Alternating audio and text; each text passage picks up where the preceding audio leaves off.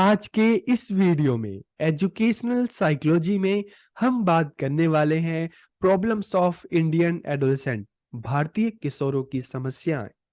तो इस वीडियो में हम जानेंगे कि जो भारतीय किशोर हैं, जो एडोलेसेंट हैं, उनकी कौन-कौन सी प्रॉब्लम्स हैं, समस्याएं हैं। तो एक क्वेश्चन हमारे माइंड में आता है कि किशोर या एडोलेसेंट किसे कहा जाता है?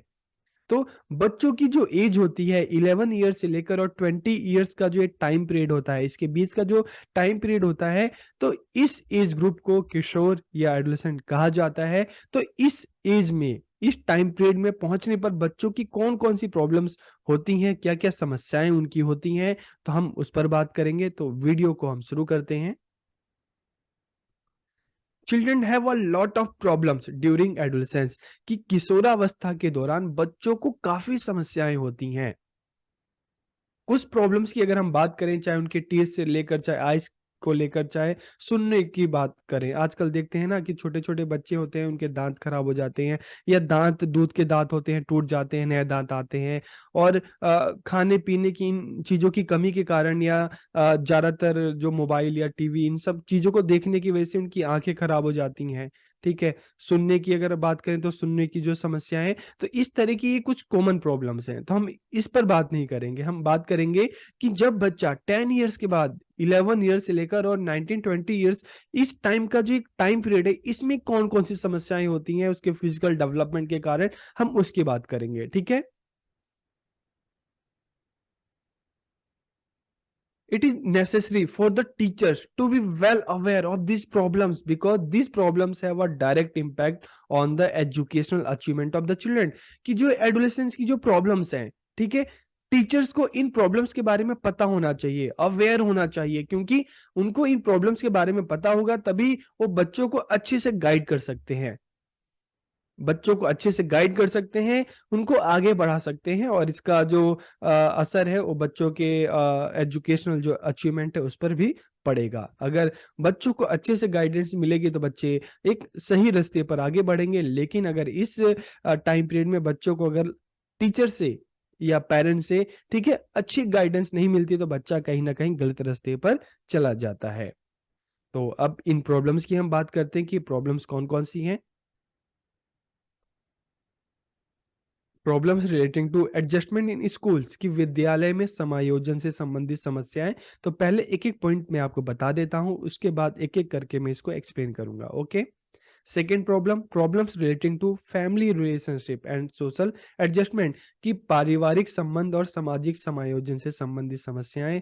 Problems relating to sex behaviour, की यौन व्यवहार से संबंधित समस्याएं। Problems relating to moral behaviour, नैतिक व्यवहार से संबंधित समस्याएं।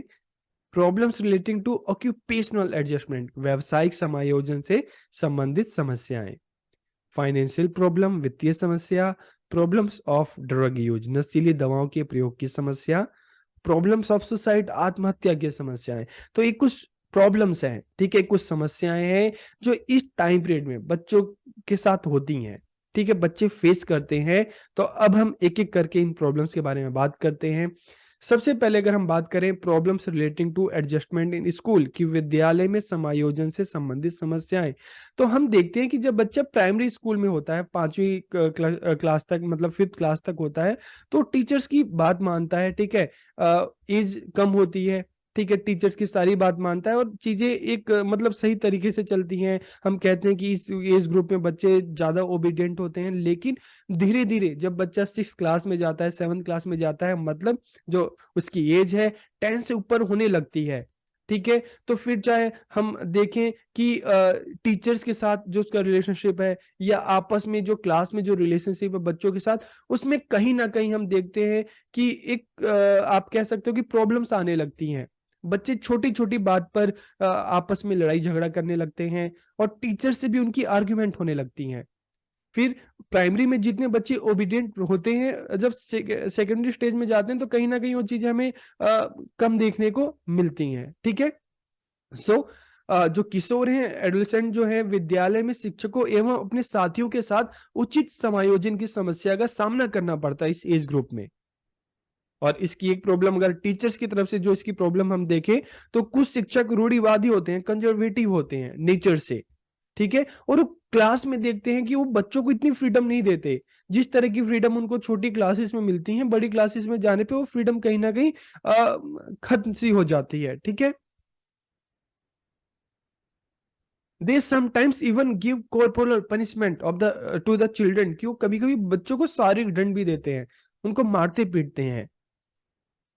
और अगर हम बच्चों की आपस में बात करें क्लास में, तो छोटी छोटी बातों पर बच्चे क्या कहते हैं, एक दूसरे से लड़ाई कर लेते हैं, झगड़ा कर लेते हैं छोटी छोटी बातों पे। अक्सर आपने देखा होगा स्कूल के अंदर, स्कूल के बाहर बच्चों की लड़ाई आपने देखी होगी। तो इस एज ग्रुप में ज्यादा जो चीजें हैं, लड़ाई झगड़े ज्यादा होते हैं। और इसके अलावा the school curriculum is basically theoretical and the participation of the student in the class is less, कि विद्यालय का जो पाठ्यक्रम है आज भी हम देखते हैं थ्योरी ज्यादा होती है, प्रैक्टिकल कम होता है, ठीक है।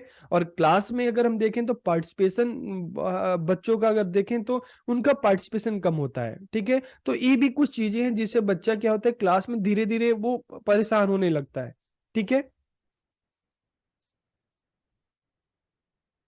In the class the student becomes a silent listener, और इससे क्या होता है कि बच्चा बस मूक श्रोता बन के रह जाता है।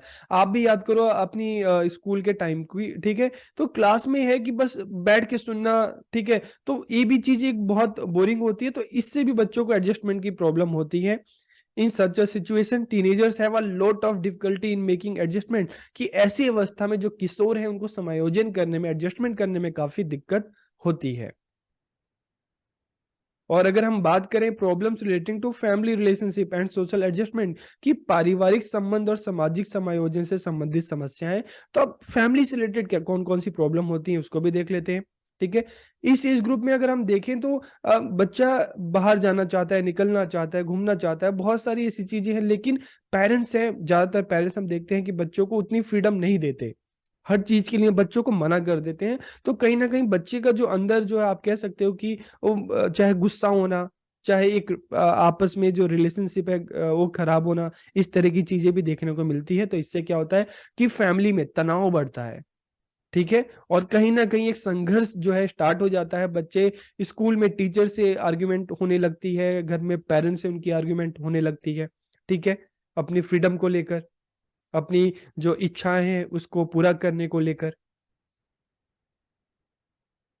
In this situation many times teenager leave their home and go away, स्थिति में कई बार जो बच्चे हैं अपना घर छोड़ के चले जाते हैं। तो अक्सर आप भी याद कर सकते हैं आपके स्कूल में, आपके नेबरहुड में किसी बच्चे ने ऐसा किया हो कि नहीं, मैं घर छोड़ के जा रहा हूँ, इस घर में मुझे नहीं रहना।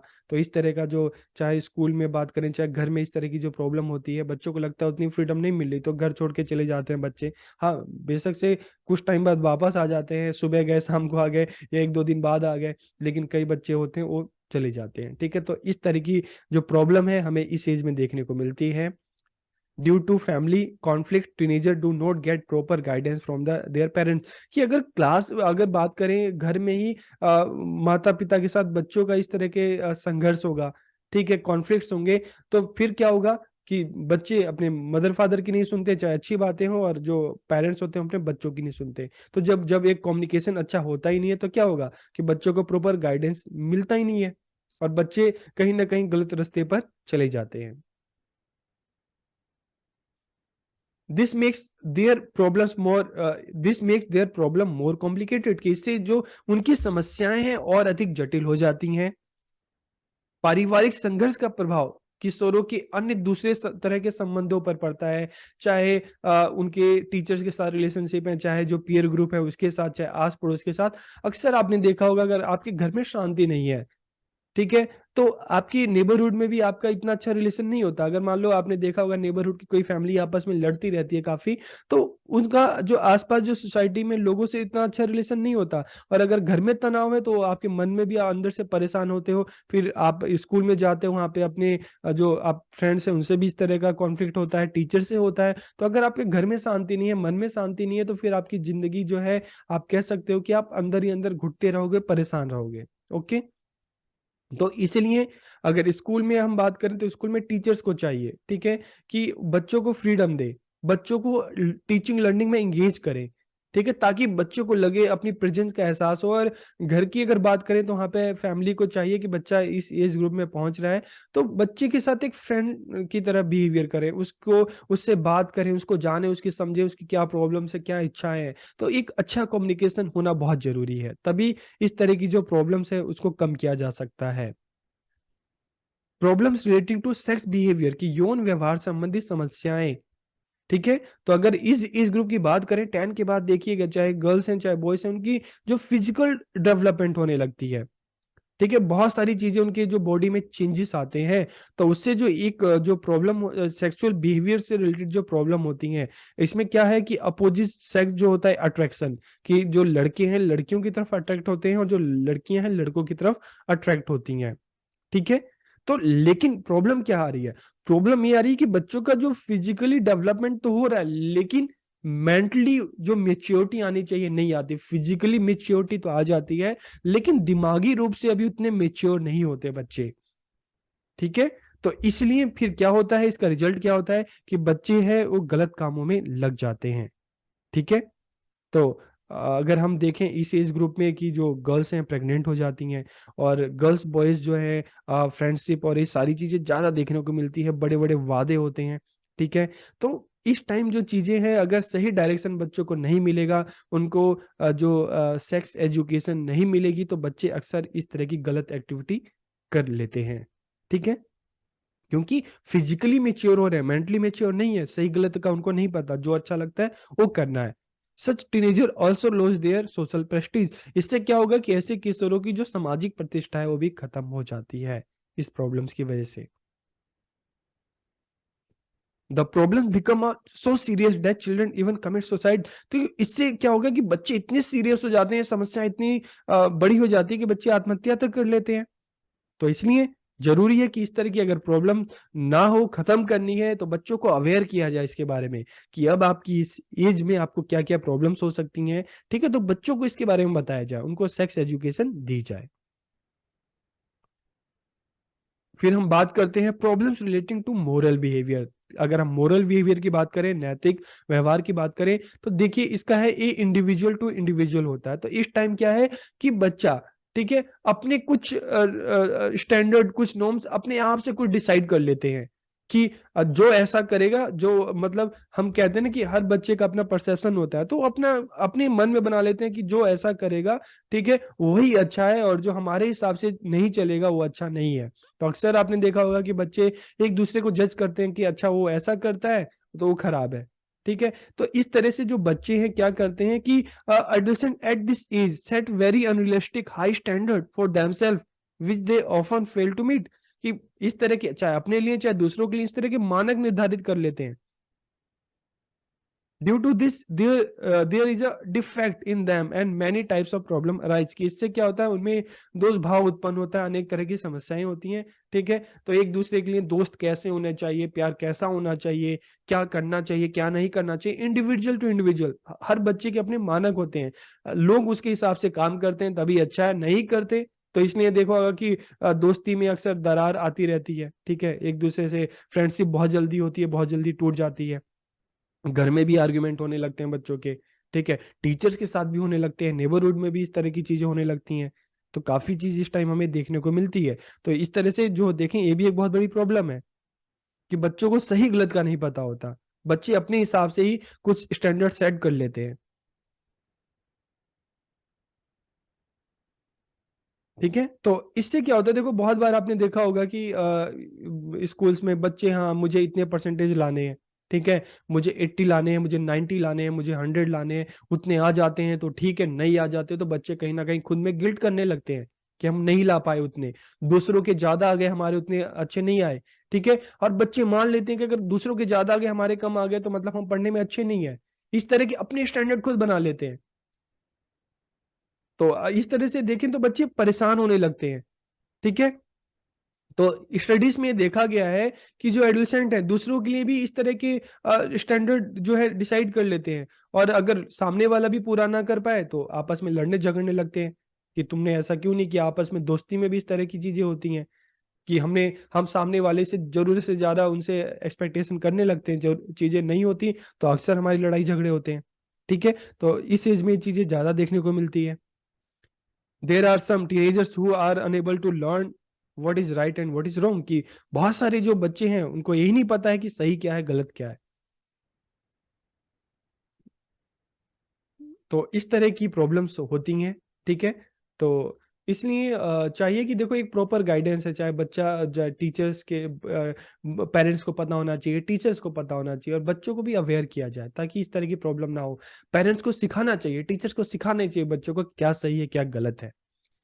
ओके, अब अगर हम बात करें व्यावसायिक समायोजन से संबंधित समस्याएं की problems relating to occupational adjustment, तो इस एज में अक्सर हम देखते हैं कि धीरे धीरे जब बच्चा 10th के बाद 11th 12th में आता है तो फ्यूचर को लेकर बहुत परेशान होता है कि हमें आगे क्या करना है। ठीक है, अपनी फ्यूचर के लिए प्लानिंग करने लगता है। तो at this stage the adolescent become capable of planning about his future, कि इस अवस्था में जो किशोर हैं अपने भविष्य के बारे में योजनाएं बनाने के लिए सक्षम हो जाते हैं, धीरे धीरे मेच्योरिटी की तरफ बढ़ने लगते हैं। They often keep thinking about what profession they would choose in the future, कि वो ये चीजें बार बार सोचने लगते हैं कि हम क्या करें, किस फील्ड में जाएं, किस फील्ड में हमें अच्छी जॉब मिलेगी। But when they see that even after getting a good education, they are unable to choose a good occupation, they become rebellious and become a problem for the society and their families। कि लेकिन जब वो देखते हैं कि education ले लिया, 10th class pass की, 12th क्लास पास की, ठीक है, फिर भी वो चीजों को नहीं चूज कर पा रहे, तो धीरे धीरे क्या होता है कि वो परेशान हो जाते हैं, अंदर से खींचने लगते हैं, विद्रोही हो जाते हैं। ठीक है, और इसमें भी एक होता है कि अगर वो सही रास्ते पे ना चलें, सही डायरेक्शन में ना जाएं, तो कहीं ना कहीं अपनी फैमिली के लिए, अपनी सोसाइटी के लिए एक प्रॉब्लम बन जाते हैं। कई बार इसी एज में तो देखते हैं कि बच्चा अपने भविष्य को संवार भी लेता है और भविष्य को खराब भी कर लेता है। फाइनेंशियल प्रॉब्लम, वित्तीय समस्याएं। Teenagers also have to face financial problem, कि जो टीनेजर्स होते हैं, एडोलेसेंट होते हैं, उनको इस तरह की फाइनेंशियल प्रॉब्लम भी होती है। अब कैसे होती है इसको भी देख लेते हैं। ठीक है, तो अक्सर हम देखते हैं स्कूल में जाएं, ठीक है, कॉलेज में बच्चे जाएं, तो वहां पे क्या होता है कि सामने वाले के पास ये फोन है, इस तरह के ड्रेस हैं, ये सारी जो एसेसरीज हैं, तो उसके पास है तो हमें भी चाहिए, हमारा स्टैंडर्ड उसके बराबर या उससे भी ज्यादा होना चाहिए। ठीक है, तो इस तरह की चीजें होती हैं, हमें शो जो बच्चे हैं ज्यादा करते हैं, अपने आप को, अपने स्टैंडर्ड को दूसरे से ज्यादा लाने की कोशिश करते हैं। ठीक है, तो इसके लिए क्या चाहिए, पैसे चाहिए। तो अब क्वेश्चन आता है कि पैसे कहाँ से आएंगे, किससे लेंगे। तो सबसे पहला सोर्स ऑफ मनी क्या है, पेरेंट्स। तो कई बार पेरेंट्स के पास पैसे नहीं होते, और कई बार पेरेंट्स भी बच्चों को पैसे देने से मना कर देते हैं, और कई बार जो बच्चों को भी पेरेंट्स से पैसे मांगना अच्छा नहीं लगता। So in such a situation they have to face financial problem, कि ऐसी स्थिति में उन्हें वित्तीय समस्याओं का सामना करना पड़ता है। फिर पैसे कहाँ से आएंगे, तो सोर्स ऑफ मनी के लिए बच्चे गलत रास्ते पे चल लेते हैं, चोरी करते हैं, और भी अलग जो गलत काम है उसको कर लेते हैं, क्योंकि उनको पैसा चाहिए होता है। Many times children get involve in wrong activities to get money, कि कई बार पैसे प्राप्त करने के लिए बच्चे गलत कार्यों में भी सम्मिलित हो जाते हैं। तो इसलिए देखो इसमें भी है, अगर हम बात करें कि फाइनेंशियल प्रॉब्लम, तो बच्चों को अवेयर करना बहुत जरूरी है। ठीक है, चाहे टीचर्स को, चाहे पेरेंट्स को, एक ड्यूटी बन जाती है, रिस्पॉन्सिबिलिटी बन जाती है कि बच्चों को सिखाएं सही क्या है गलत क्या है, बच्चों को बताएं कि हमारी जो सुंदरता है हमारे कपड़ों से नहीं है, हमारे मोबाइल फोन से नहीं है, बल्कि हमारी नॉलेज से है। तो ये चीजें जो है, इसलिए इस एज ग्रुप में बच्चों के साथ एक फ्रेंड की तरह, चाहे टीचर हो चाहे पेरेंट्स हो, उनको बिहेव करना चाहिए, कम्युनिकेशन करना चाहिए। अब प्रॉब्लम्स ऑफ ड्रग यूज, नशीली दवाओं के प्रयोग की समस्या, तो इस एज में आते आते जो बच्चे हैं, ठीक है, नाउअडेज द, अगर हम बात करें, जो ड्रग्स है, जो नशा नशा है, हमारी यूथ को खोखला किया जा रहा है। आजकल देखते हैं बच्चा 10th, मतलब 10 ईयर्स 11 ईयर्स इस एज में आता है, तो ये चीजें, सिगरेट पीना, ठीक है, चाहे तम्बाकू गुटखा, इस तरह की जो चीजें हैं, ड्रग्स हैं, ठीक है, ड्रिंक करना, ये चीजें यूज टू हो जाते हैं एक तरह से, एक स्टेटस सिंबल हो गया है कि ये चीज करेंगे तभी वो अपने आप को कहेंगे कि हाँ भाई हम तो धीरे धीरे बड़े हो रहे हैं, मेच्योर हो रहे हैं। ठीक है, तो कहीं ना कहीं आज हमारे यूथ में जो एक बहुत बड़ी प्रॉब्लम है ड्रग यूज की, कि छोटे छोटे बच्चे भी इस तरह की चीजें करने लगते हैं, पैसे आते हैं तो ड्रिंक करना और इस तरह की चीजें करने लगते हैं। ठीक है, एक स्टेटस सिंबल बन गया है आज की डेट में। जो करता है वो बहुत मॉडर्न है, बहुत अच्छा है, जो नहीं करता वो नहीं है उतना मॉडर्न, ठीक है। So in this age many teenagers are throwing their innocent lives in this fire, कि इस उम्र में बहुत से बच्चे हैं, किशोर हैं, अपनी भोली भाली जिंदगी को इस नशे की आग में झोंक देते हैं। It has a bad effect on the personal, family, social and education life of adolescent, कि इसका जो किशोर है उनके व्यक्तिगत, पारिवारिक, सामाजिक और शैक्षिक जीवन पर बुरा असर पड़ता है। आपने भी स्कूल की है, कॉलेज में हो, तो आप अपने अपने फ्रेंड्स को आप अक्सर देखते होगे इस तरह की चीज़ें, तो आपको ये पता होगी कि इसका उनके एजुकेशन लाइफ पे क्या इम्पैक्ट पड़ता है, उनकी सोशल लाइफ पे, फैमिली लाइफ पे, पर्सनल लाइफ पे क्या इफेक्ट पड़ता है। प्रॉब्लम्स ऑफ सोसाइटी, आत्महत्या की समस्या, ठीक है। बच्चों को सही गलत का पता नहीं होता, उनको लगता है कि वो जो कर रहे हैं वो सही कर रहे हैं, और सामने वाला जो कर रहा है गलत कर रहा है, ठीक है। तो studies have also shown that the problems of society among teenagers, की अध्ययनों से स्पष्ट हुआ है कि किशोरों में आत्महत्या की समस्या इस एज में बहुत ज्यादा होती है, ठीक है। और इसके क्या क्या रीजन हो सकते हैं, इसके बहुत सारे रीजन हो सकते हैं, चाहे हम देखें सेपरेशन इन रिलेशनशिप, ठीक है, family conflicts, continuous failure in school, anxiety, ठीक है, फ्यूचर के को लेकर। तो ये सारे कुछ रीजंस है। पारिवारिक संघर्ष हो गया, रिश्ते में अक्सर आपस में दोस्त बनते हैं, दूर हो जाते हैं, ब्रेकअप्स होते हैं, ठीक है, ये चीजें हैं। फैमिली में कॉन्फ्लिक्ट्स हैं, ठीक है, बार बार फेल हो रहे हैं, अच्छा रिजल्ट नहीं आ रहा फ्यूचर को लेकर, तो बहुत सारी जो इन प्रॉब्लम्स को लेकर जो बच्चे हैं सुसाइड कर लेते हैं, तो ये भी एक बहुत बड़ी प्रॉब्लम्स हैं। सो क्या करना चाहिए अगर बच्चों को इतनी सारी जो इस एज में आते आते प्रॉब्लम्स होती हैं, क्योंकि उनको पता नहीं चलता सही क्या है गलत क्या है, वो क्या कर रहे हैं, किस डायरेक्शन में जा रहे हैं।